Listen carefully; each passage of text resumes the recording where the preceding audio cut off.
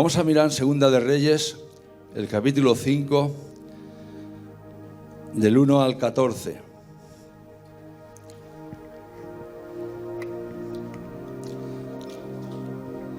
Yo sé que no hay problemas, porque cuando estamos con Cristo ya no hay problemas, ¿verdad?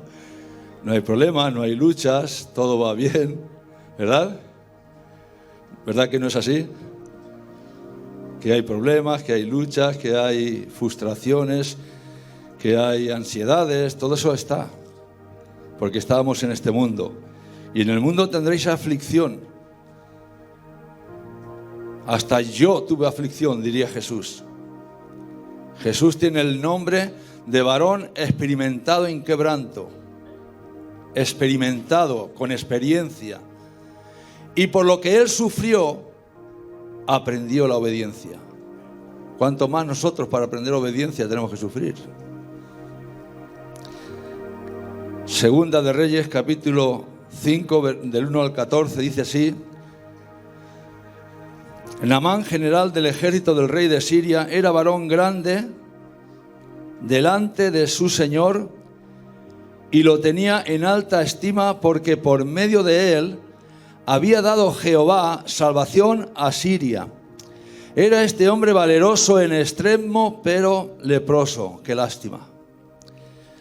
Y de Siria habían salido bandas armadas y habían llevado cautiva de la tierra de Israel a una muchacha, la cual servía a la mujer de Naamán. Esta dijo a su señora: si rogase mi señor al profeta que está en Samaria, él lo sanaría de su lepra. Entrando Naamán a su señor, le relató diciendo: así ha dicho una muchacha que es de la tierra de Israel. Y le dijo el rey de Siria: anda, ve, y yo enviaré cartas al rey de Israel. Y salió pues él llevando consigo 10 talentos de plata y 6,000 piezas de oro y 10,000 mudas de vestidos. Tomó también cartas para el rey de Israel que decían así: cuando lleguen a ti estas cartas, sabe por ellas que yo te envío a ti mi siervo Naamán para que lo sanes de su lepra. Luego que el rey de Israel leyó las cartas, rasgó sus vestidos y dijo: ¿soy yo Dios que mate y dé vida para que éste envíe a mí que sane a un hombre de su lepra? Considerad ahora y ved cómo busca ocasión contra mí este rey. Cuando Eliseo, el varón de Dios, oyó que el rey de Israel había rasgado sus vestidos, envió a decir al rey: ¿por qué has rasgado tus vestidos? Venga ahora a mí y sabrá que hay profeta en Israel. Y vino Naamán con sus caballos y con su carro y se paró a las puertas de la casa de Eliseo. Entonces Eliseo le envió un mensajero diciendo: ve y lávate 7 veces en el Jordán, y tu carne se restaurará y serás limpio. Y Naamán se fue enojado diciendo: he aquí que yo decía, para mí saldrá él luego, y estando en pie invocará el nombre de Jehová su Dios, y alzará su mano y tocará el lugar y sanará la lepra. Abana y Farfar, ríos de Damasco, ¿no son mejores que todas las aguas de Israel? Si me lavare en ellos, ¿no seré también limpio? Y se volvió y se fue enojado. Mas sus criados se le acercaron y le hablaron diciendo: Padre mío, si el profeta te mandara alguna gran cosa, ¿no la harías? ¿Cuánto más diciéndote: lávate y serás limpio? Él entonces descendió y se zambulló 7 veces en el Jordán, conforme a la palabra del varón de Dios, y su carne se volvió como la carne de un niño y quedó limpio. Tomen asiento.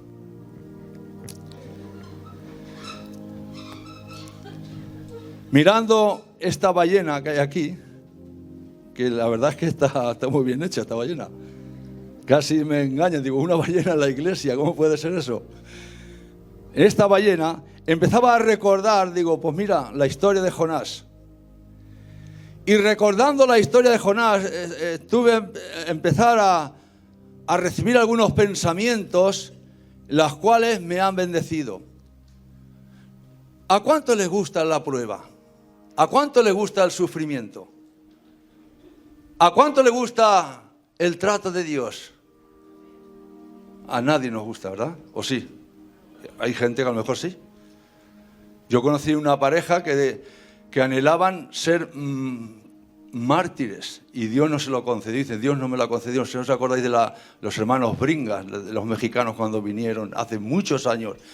Su madre murió como mártir y ella dijo, anhelo morir como mártir, pero Dios no me lo ha concedido. Y de mayores lo llevó. Entonces, no nos gusta, pero dice la palabra de Dios que al que ama, Él disciplina por cuanto somos hijos, y por cuanto somos hijos, Él tiene que disciplinarnos porque tiene que tratar con nuestras vidas cosas que no nos bendicen, que no nos edifican y que nos producen maldición. La prueba, el sufrimiento y el dolor no te destruye. El pecado sí te destruye. El dolor no te destruye. El sufrimiento no te destruye. Se pasa muy mal. Lloramos lo que queremos y mucho más.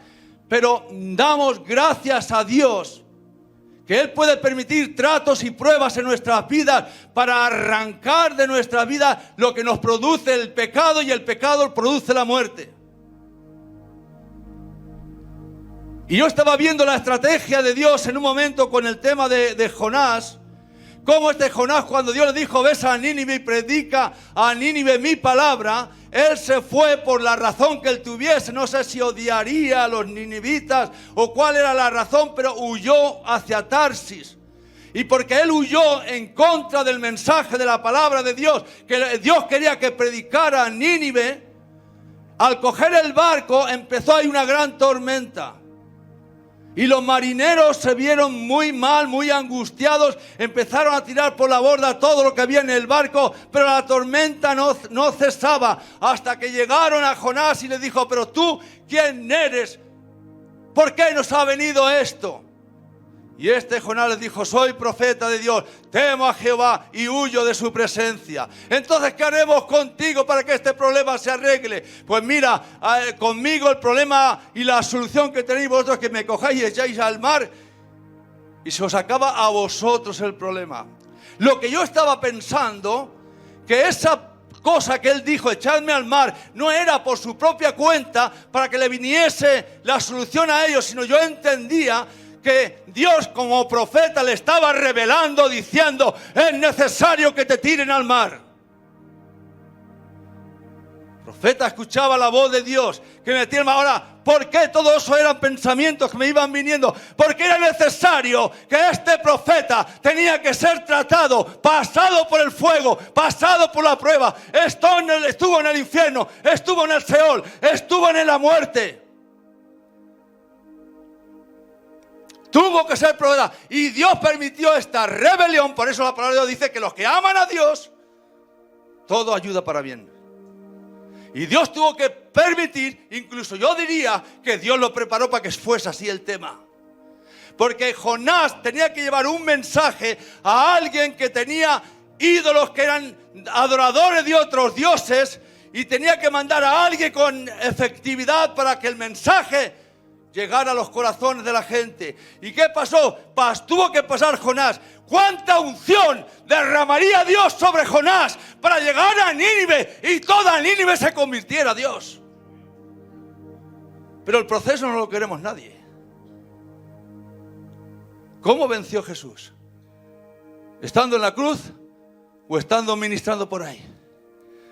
Todos los reinos de este mundo los venció Jesucristo en su sacrificio, en su muerte y en su resurrección. Y Dios tuvo que decir, a Jonás le voy a preparar de unción, porque es necesario que este pueblo se arrepienta. Y pasó a Jonás por la prueba, por la muerte, por el Seol, por los demonios. Los demonios, todo el infierno está golpeando a Jonás.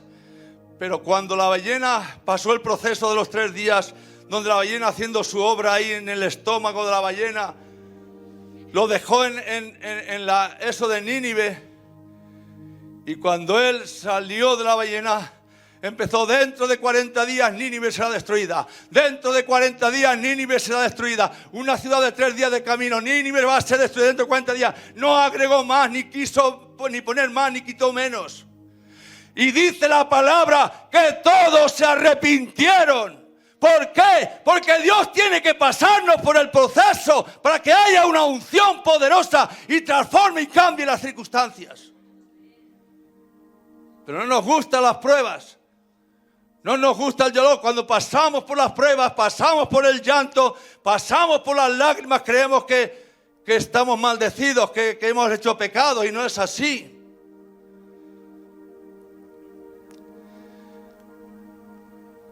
Ayer estaba, y antes de ayer,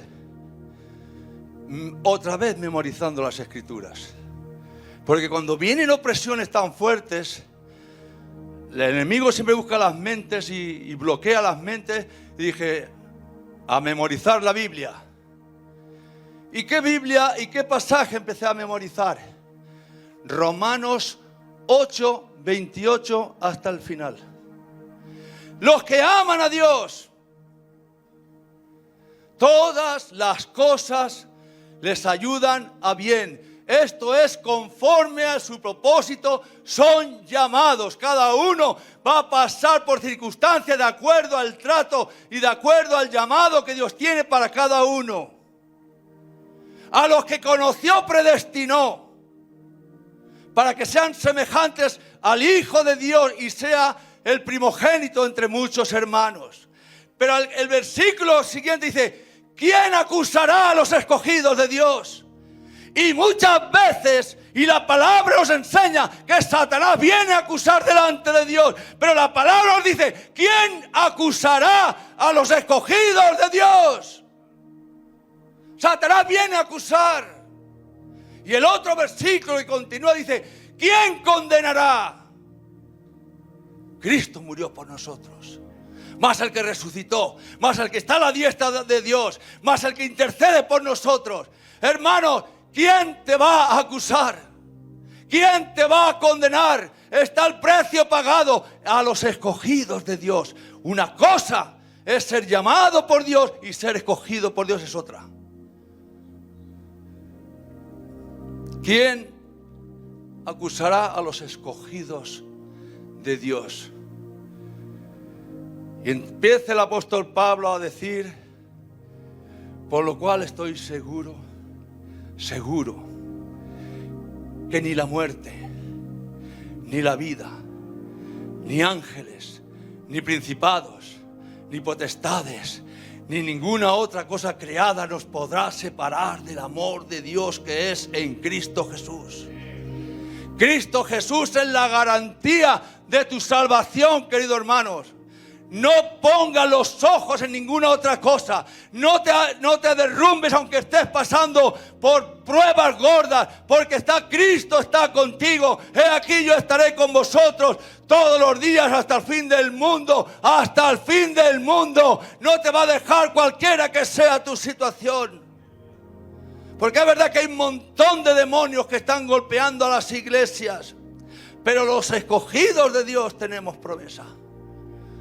Los escogidos de Dios tenemos promesa. Dice Isaías, cuando habla que traerá juicios, pero dice el mensaje de Isaías: pero decidle al justo que a él le irá bien. Decidle al justo que irá bien. Yo sé discernir el justo del que no es justo. Yo sé discernir el que me ama y se niega a sí mismo por aquel que vive su vida, aunque se llame cristiano como quiera. Yo sé discernir, yo sé a quién conozco. Y tenemos la seguridad y la garantía de que la iglesia de Jesucristo nunca jamás no puede ser derrotada. No puede ser derrotada porque la obra es perfecta, la obra está hecha. Aunque Satanás venga acusando, aunque Satanás venga trayendo pensamientos de condenación, aunque venga trayendo pensamientos de que, como decía el pastor, tú no vales. Eso son maneras que Satanás tiene. Jesús nunca dijo a nadie, tú no vales. Nunca, a nadie. Por lo menos yo no conozco a nadie.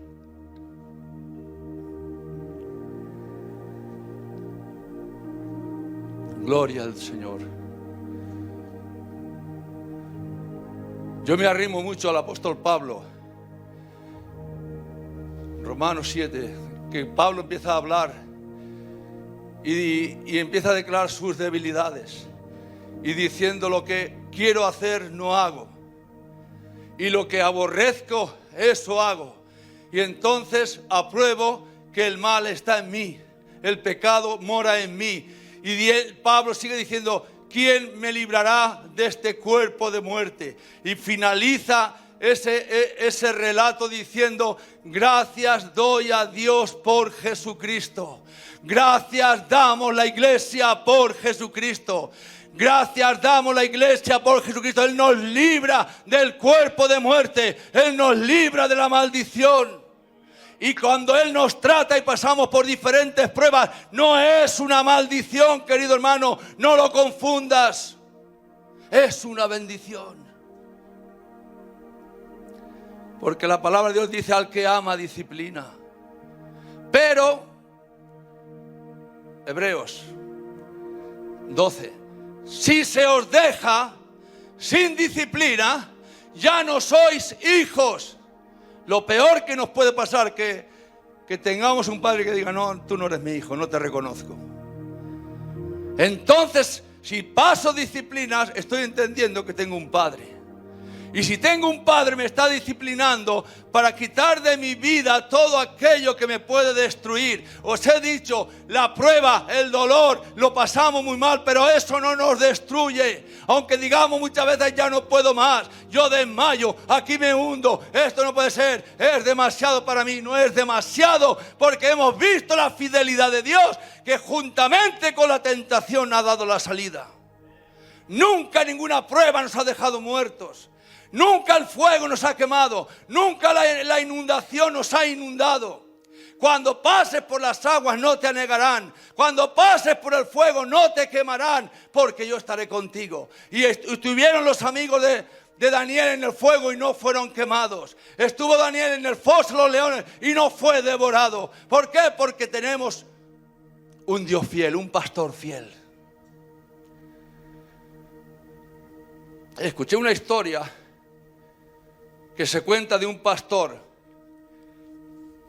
que empezó a oír cómo sus ovejas empezaban a quejarse, se dice balear o balar. Empezaban asustadas las ovejas. Y contaba el que estaba contando la historia que había un puma dentro del rebaño de las ovejas. Y el pastor, a escuchar tanto balido de las ovejas, dice que fue a ver qué es lo que pasaba. Y cuando abrió la puerta y se metió dentro del redil, dice que todas las ovejas se callaron.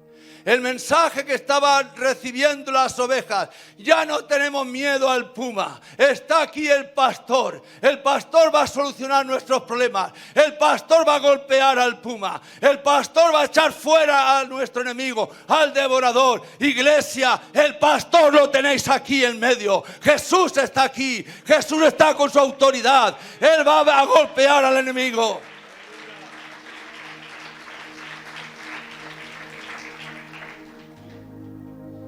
Cuando vieron a su pastor, las ovejas ya no tuvieron miedo. Dice, y eso lo contaban como un hecho real.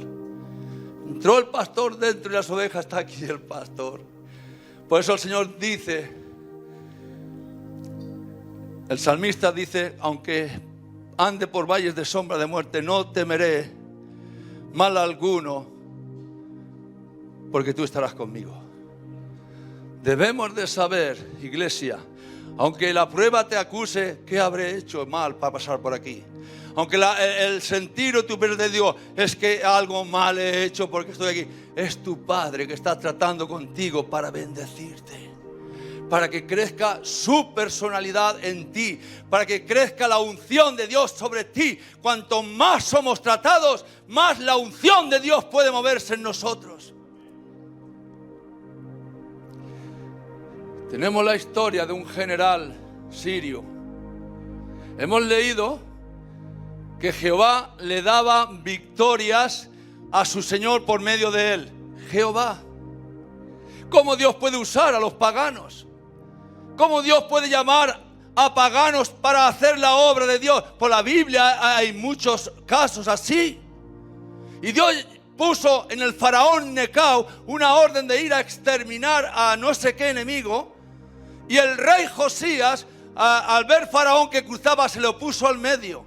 Dice, ¿dónde vas? Dice, déjame pasar, que Dios me ha dicho que vaya a destruir a este hombre, a este rey. Por mi tierra no pasarás. Y este hombre Josías dijo, en mi tierra no, Dios está conmigo, le voy a hacer frente a él. Y si él no sabía que Jehová le había dado la orden a este faraón, y Josías murió. Naamán, su nombre es el agradable. Dios le había dado la capacidad de conquistar batallas. Yo me imaginaba como en la película esta de Troya, como los reyes contrataban a este Ulises, o Aquiles, no me acuerdo el nombre, y para ganar batallas. Y yo pensaba, pues este hombre, se dice que Jehová le había dado la capacidad de las estrategias, de ganar a las batallas, de ganar a la guerra. Digo, estaría rifado por los reyes. Ben-Hadad, te alquilo a tu general. ¿Cuánto dinero me pides? Pues dame 3.000 kilos de oro, 4.000 kilos, y te lo dejo para una estrategia para que pelees en contra de los egipcios, o en contra de los etíopes, o en contra de los filisteos. Vale, y pienso yo, ¿no? Yo daba cuenta, pues lo alquilarían, porque tenía un don para ganar batallas. Y cuando venía de la guerra, cogía a su señor, su rey, y le daba 2 palmaditas en el hombro. ¡Qué bien! Una guerra más, una batalla más me has conquistado para mí. Pasa, toma una medallita más. ¿Cuántas medallitas tendría este hombre de tantas batallas ganadas? Pero llegaba a casa, eso me lo imaginaba yo, y cogería todas las medallas y las condecoraciones y las tiraría en un rincón ahí. Y yo pienso que la criada le podría decir, pero señor, ¿por qué tiras? Si esos son condecoraciones, esos son honores que tu rey te da. No me vale nada las batallas que estoy yo ganando, porque tengo una batalla contra mí mismo. Tengo lepra que no puedo conquistarla. ¿De qué me sirve que me den halagos, de que me den medallitas, de que me den honores? Soy leproso. La lepra en la Biblia siempre tiene relación con el pecado. Y cuando gente pecó, tenemos muchos casos en la Biblia donde les salió pecado. El rey Uzías entró al templo y quiso hacer ahí cosas que no le permitía a él y sí a los sacerdotes. Y entonces dice, pero Uzías, ¿qué haces? Sal corriendo, tú no puedes hacer sacrificio. Y enseguida le brotó la lepra en la frente. La lepra va en relación con el pecado. Y este hombre, lo que yo quiero entender es que su lepra le fue salido a causa de su arrogancia y a causa de su orgullo. Cuando una persona es muy bendecida, tiene que tener cuidado. Cuando a una persona le dan muchas palmaditas en el hombro, tú sí que vales. Ten cuidado, porque dice la palabra de Dios que si nos lisonjea el prójimo, nos está preparando tropiezo en contra de nosotros. Cuando vengan las lisonjas y cuando vengan las alabanzas, las tenemos que remitir. Dice, el único digno es Dios. El único que hace la obra es Dios. El único fuerte, poderoso, se llama Jesucristo. Yo no soy nada. Yo no soy nada. Querida iglesia, tú y yo no somos nada. Lo que somos por la gracia de Jesucristo.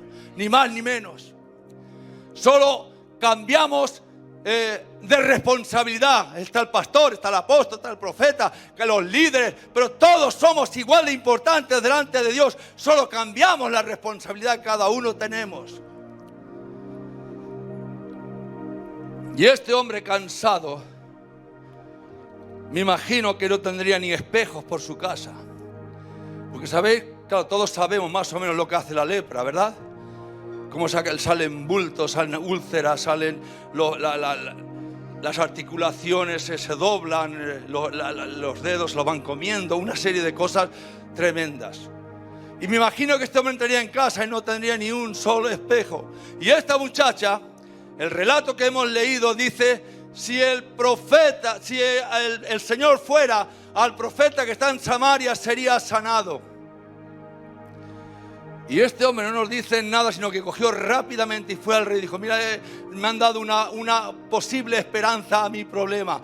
Pues ve, yo te escribo cartas, ves al rey, dile que vas de mi parte y que te sane. Jolín, pues contigo voy a tener un chollo. Si así me ganas batallas, sanado, pues no veas la que vas a liarme ahí. Ve, corre. Bueno, y para ir más al grano, Eliseo le dijo al rey, mándamelo para acá, no te preocupes.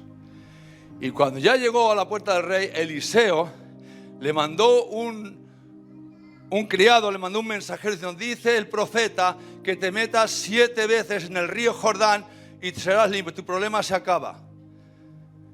¿Pero el profeta no va a salir? Pues no. Pues yo pensaba que él iba a salir. Pues yo pensaba que él iba a poner su mano sobre mí, que él invocaría a su Dios y yo sería sanado. Eso es lo que yo pensaba, para meterme en este río, que este río no vale nada. Me voy a los ríos de mi país, que ahí son más caudalosos, ahí son mejores aguas limpias, mejores ríos que este. Me voy. La arrogancia y el orgullo. Menos mal que este hombre tenía siervos sabios. Dijo, vamos a ver, Señor, si el profeta te hubiese dicho alguna cosa peor, ¿no lo harías? Dice, claro que lo haría, cualquier precio pagaría. Si te ha dicho métete 7 veces en el río, ¿cuál es el problema?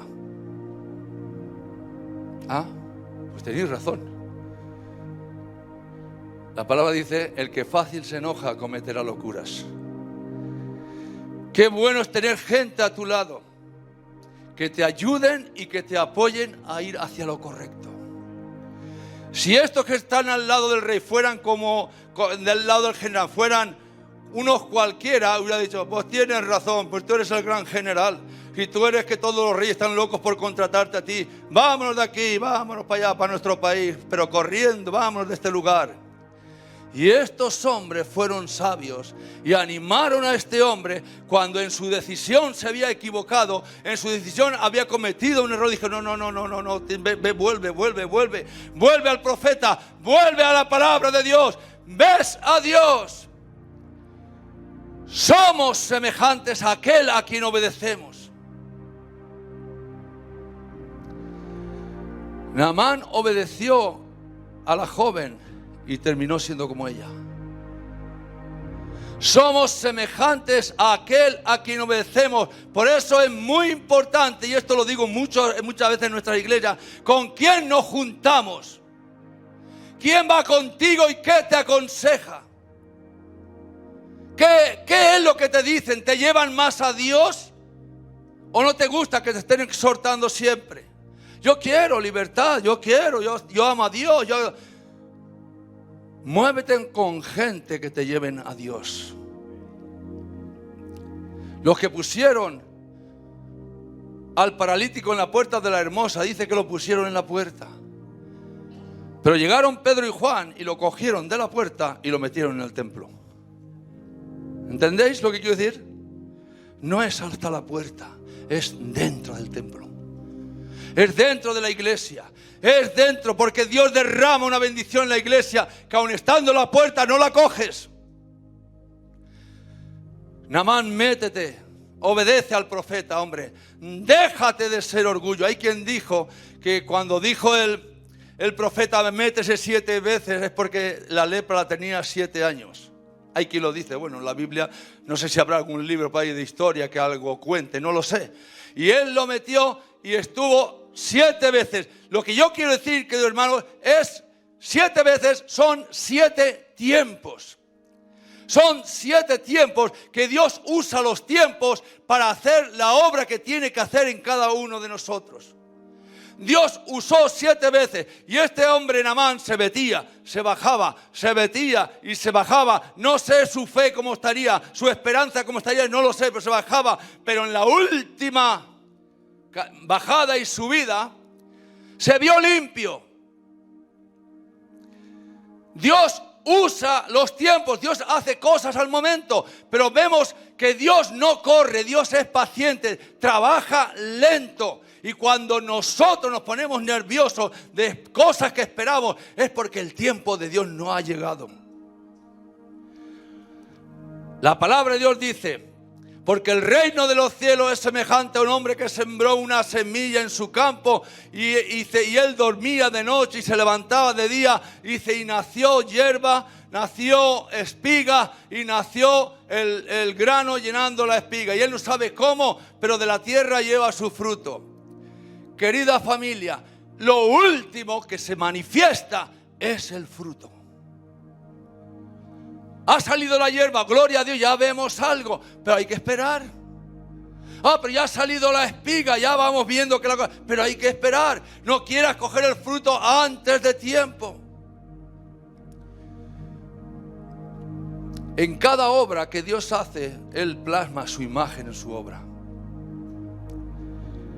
Cuando Él fue a crear los cielos y la tierra, lo hizo siempre hemos aprendido 7 días, no son 7 días. Porque para Dios 1000 años es como un día, para Dios no hay tiempo.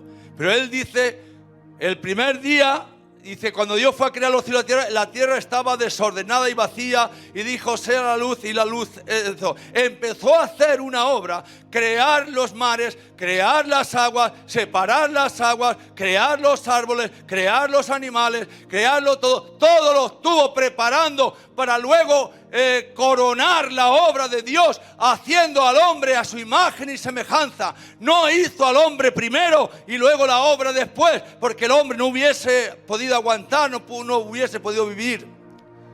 Y cuando Dios ya lo preparó todo en sus 7 tiempos, dice, ahora hagamos al hombre conforme a nuestra imagen y semejanza. Y en el 7º tiempo Dios creó al hombre y le puso su imagen, la corona de la creación, concluido en la obra de Dios. La imagen de Dios en el hombre. En el último baño de Naamán, su cara fue limpia. La imagen de Dios estaba poniéndola en Naamán. Naamán nació de nuevo. Su carne era como la de un bebé, dice la palabra. Esta aquí dice como la de un niño, pero las otras traducciones dicen un bebé pequeño, un niño pequeño. La imagen de Dios. 7 tiempos para hacer la obra. 7 tiempos para conquistar Jericó. 7 tiempos para que venga hambre. 7 tiempos para que venga prosperidad. 7 tiempos que dijo Eliseo a la mujer sunamita que le había resucitado al hijo. Dice, después de este relato, dice, vete a otra tierra porque Jehová ha llamado el hambre. Viene hambre, 7 años de hambre. Dios tiene el control de todas las cosas y tiene los tiempos en su mano. Y cuando es un tiempo de danzar, hay que danzar. Y tenemos que ser conocedores de los tiempos. Dios le dijo a Nabucodonosor, este hombre era un rey pagano, pero era un hombre que honraba a Dios y glorificaba a Dios. Cuando él veía la mano de Dios, cuando él veía la obra de Dios, pasó con Daniel, pasó con sus amigos, dijo, sea el Dios de Sadrach, Mesach, sea bendito, no hay Dios como él. Pero este hombre tuvo un día un sueño, una visión, y veía un árbol muy grande, y que los árboles reposaban sobre él aves de todos los lugares, pero dice que un santo vigilante del cielo dijo: cortad el árbol y dejar solo la raíz cogida y todo el árbol sea cortado. Bueno, se lo explican los sabios de Babilonia y nadie le pudo dar la interpretación. La interpretación la tenía Daniel. Y luego ya como final llama a Daniel: Daniel, tú que tienes el espíritu de los dioses santos, tú podrás mostrarme la interpretación. Mira, tú ve esto. Y empieza Daniel a decirle: mira, el sueño sea para tus enemigos, pero yo te aconsejo, te va a pasar esto, el árbol va a ser cortado, las aves van a quitar, te van a quitar del rey y vas a ir a vivir como los animales. Este hombre, él pensaba que él era el que había conquistado toda Babilonia. Y dice: yo te aconsejo que guardes testimonio, que ayudes a los pobres, así te será prolongada tu paz. Pero dice que al año justo, paseando por su palacio, le dijo: oh, no es esta la gran Babilonia que yo conquisté, que yo edifiqué con mi poder. En ese momento que salió de la palabra del varón de Dios, le vino un ángel hablando y dijo: Nabucodonosor, tu reino te es quitado ya. Hemos esperado por la palabra de este varón que dijo: haz esto y será prolongada la paz. Pero ya has empezado a enaltecerte, has empezado a vanagloriarte, has quitado tu reino y te has echado con las fieras del campo. Y dice que fue echado con las fieras del campo y comía hierba como los bueyes. Y empezó a crecerle el cabello mucho y dice que eran como plumas de águila. Y las uñas le crecieron y eran como garras. Una de las traducciones dice que era como una garra de león. Otras dicen que era águila. Otras que eran aves, pero garras. ¿Sabéis lo que dice Dios en Ezequiel capítulo 17, creo que es el versículo 3? ¿Qué ves, hijo de hombre? Y veo una gran águila con colores en las plumas, que llega y coge el cogollo del cedro, lo arrebata del Líbano y lo lleva a una tierra fructífera. ¿Sabéis de quién estaba hablando ahí Dios? De Nabucodonosor. Un águila. Y este hombre empezó a enaltecerse. Y este hombre empezó a vanagloriarse. ¿Y qué empezó? Le empezó el tiempo, el trato de la renovación del águila. Empezó a ser tratado para romper las fortalezas de orgullo y soberbia que había en su mente. ¿Sabes cómo lo hizo Dios? Poniéndole una locura en su mente. Dios a veces trata de maneras que no entendemos. Lo volvió loco a Nabucodonosor. Y le arrancó la soberbia, le arrancó el orgullo. Y cuando se cumplió el tiempo, que dice que fueron 7 tiempos que pasaron, cuando se cumplió el tiempo, que mirando a los ciegos dice que mi razón me fue vuelta. Empecé a alabar al Dios de los cielos, diciendo que no hay Dios como tú, no hay rey como tú. Tú eres el que gobierna en todos los cielos, en toda la tierra. Y empezó a exaltar a Dios. Ya fue liberado de su orgullo, ya fue liberado de su arrogancia. Empezó a exaltar a Dios y dijo: mayor gloria me fue añadida, mayor grandeza me fue añadida, y me puso de nuevo como rey.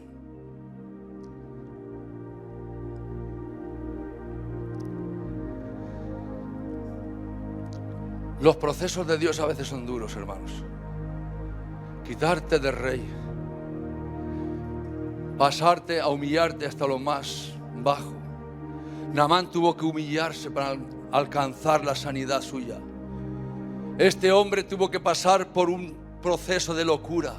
Fue apartado como bestias. Dice: hasta que reconozcas que Dios pone sobre el reino al más pequeño de los hombres. Y este hombre terminó, y cuando salió de la prueba empezó a glorificar a Dios, a reconocer a Dios, y fue repuesto en su lugar.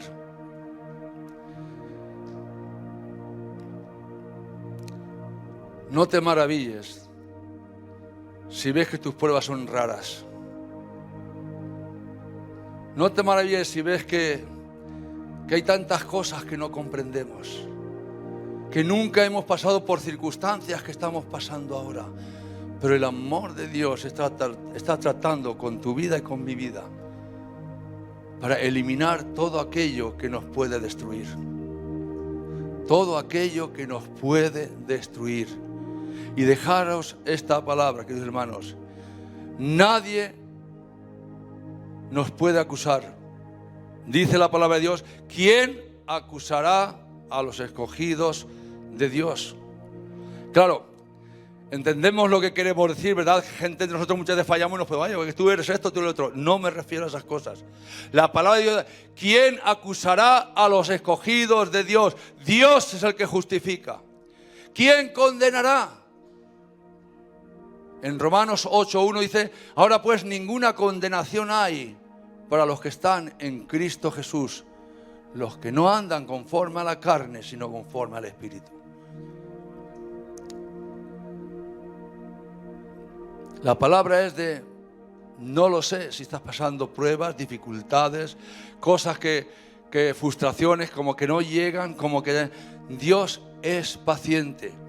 La palabra nos enseña que dice que a su tiempo segaremos si no hubiéramos desmayado, porque la trayectoria se hace larga y pesada.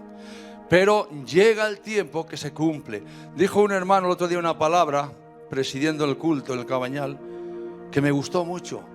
Que Dios le dijo a los discípulos, esperad en Jerusalén hasta que seáis revestidos de poder de lo alto.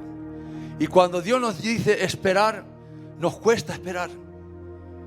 Nos cuesta esperar, pero luego el capítulo 2 de Hechos dice, cuando llegó el día, hermanos, llega el día.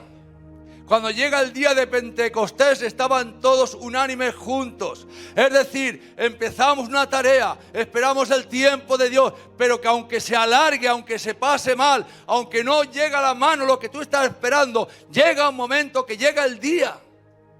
Cuando llegó el día, y el día llegó y todos fueron llenos del Espíritu Santo y la obra de Dios fue vista, glorificada y levantada y exaltada y vimos los frutos y la imagen de Dios, el sello de Dios trabajando en medio de los tiempos y en medio de la iglesia.